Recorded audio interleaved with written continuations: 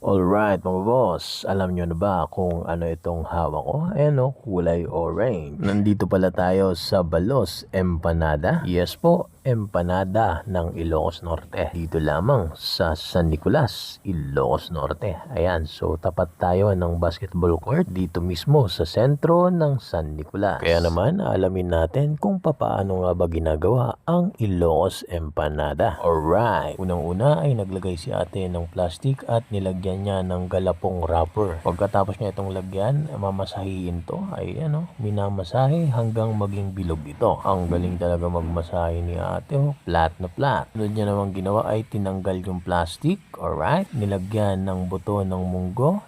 May kasamang papaya yata yan. Munggo at saka papaya pinagsama at pinisaan ng itlog. Isang itlog lamang ang kanyang pinisa. Ayan, hinulma na, yinupi at tinabas pa. Diretso salpa.